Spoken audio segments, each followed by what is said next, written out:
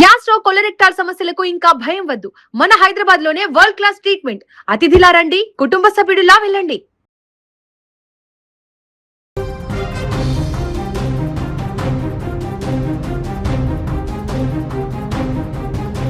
నల్గొండ జిల్లా కొండమల్లపల్లి మండల కేంద్రంలో ప్రైవేట్ స్కూల్ ప్రిన్సిపల్ దారుణ హత్య కలకలం రేపుతోంది. ఆమె ఇంట్లో ఒంటరిగా ఉండడం చూసి దుండగులు హత్య చేశారు. కొండమల్లపల్లి సీఐతో పాటు ఇద్దరు ఎస్ఐలు నివాసం ఉండే సమీప ప్రాంతంలోనే హత్య జరగడం ఇప్పుడు కలకలం రేపుతోంది. రూపారెడ్డి కొన్ని సంవత్సరాలుగా కొండమల్లపల్లిలో నాగార్జున గ్రామర్ స్కూల్ నిర్వహిస్తూ ప్రిన్సిపల్గా కూడా వ్యవహరిస్తోంది.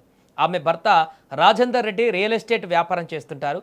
వారు మండల కేంద్రంలోని జేబీ కాలనీలో నివాసం ఉంటున్నారు. వీరికి హైదరాబాద్ శివారులోని గుర్రంగూడలో కూడా ఇల్లు ఉంది. వారి కుమారుడు అభినవ్ రెడ్డి హైదరాబాద్లోని ఓ ప్రైవేటు కాలేజీలో ఇంజనీరింగ్ చదువుతూ అక్కడే ఉంటున్నాడు. దీంతో సెలవు దినాలలో దంపతులిద్దరూ కుమారుడి వద్దకు వెళ్లి వస్తుంటారు. తాజాగా శని, ఆది, సోమవారము 3 రోజులు వరుసగా సెలవులు రావడంతో రూపారెడ్డి భర్తతో కలిసి హైదరాబాద్లోని తమ కుమారుడి వద్దకు వెళ్లారు. తిరిగి మంగళవారం ఉదయం రూపారెడ్డి కొండమల్లెపల్లికి రాగా భర్త రాజేందర్ రెడ్డి పని ఉందని అక్కడే ఉండిపోయాడు. రూపారెడ్డి మంగళవారం ఉదయం స్కూలుకు వెళ్లి సాయంత్రానికి తిరిగి కొండమల్లెపల్లిలోని ఇంటికి వచ్చారు. అయితే బుధవారం ఉదయం రూపారెడ్డికి ఆమె భర్త రాజేందర్ రెడ్డి ఎన్నిసార్లు ఫోన్ చేసినప్పటికీ లిఫ్ట్ చేయకపోవడంతో కొండమల్లెపల్లిలోని తమ ఇంటిపైన అద్దెకుంటున్న వారికి ఫోన్ చేసి చూడాల్సిందిగా కోరాడు. అద్దెకు ఉంటున్నటువంటి వారు వెళ్ళి ఎన్నిసార్లు తలుపులు తట్టినా రూపారెడ్డి తలుపు తీయకపోవడంతో ఇంటి పక్కన ఉన్న వారిని పిలిచారు.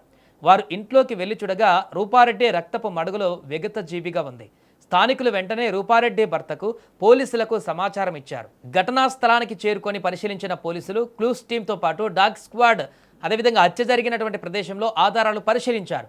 హత్యకు స్పష్టమైనటువంటి కారణాలు ఇప్పటి వరకు లభ్యం కాకపోవడంతో అన్ని కోణాలలో దర్యాప్తు జరుపుతున్నట్లు దేవరకొండ డీఎస్పీ శ్రీనివాసరావు తెలిపారు. మంగళవారం సాయంత్రం 7:30 నుంచి 8:30 సమయంలో హత్య జరిగి ఉండవచ్చని పోలీసులు అనుమానిస్తున్నారు. రూపారెడ్డి శరీరం పైన కత్తిపోట్లు ఉండడంతో ఈ హత్యలో ఎంతమంది ప్రమేయం ఉందన్న కోణంలోనూ దర్యాప్తు జరుగుతుందని తెలిపారు. ఇక హత్య జరిగిన సమీప ప్రాంతాలలో ఉన్న సీసీ కెమెరాలలో అనుమానితుల కదలికలపైన స్పష్టత లేకపోవడంతో రూపారెడ్డి ఇంట్లో ఉన్న సీసీ కెమెరాలలోనూ అనుమానాస్పద కదలికలు లేకపోవడంతో దుండగులు పక్కా రెక్కి నిర్వహించి హత్య చేశారని పోలీసులు భావిస్తున్నారు. రూపారెడ్డి ఇంటి వెనక వైపు సీసీ కెమెరాలు లేవు. ఇది గమనించి దుండగులు ఇంటి వెనక వైపు నుంచి వచ్చినట్టుగా తెలుస్తుంది. సో దీనికి తోడు హత్య జరిగినటువంటి ఇంట్లో ఎలాంటి చోరీ జరగకపోవడంతో దొంగలు కాదని భావిస్తున్నారు. ప్రస్తుతం రూపారెడ్డి హత్య ఉదాంతం ఇప్పుడు స్థానికంగా కలకలం రేపుతోంది.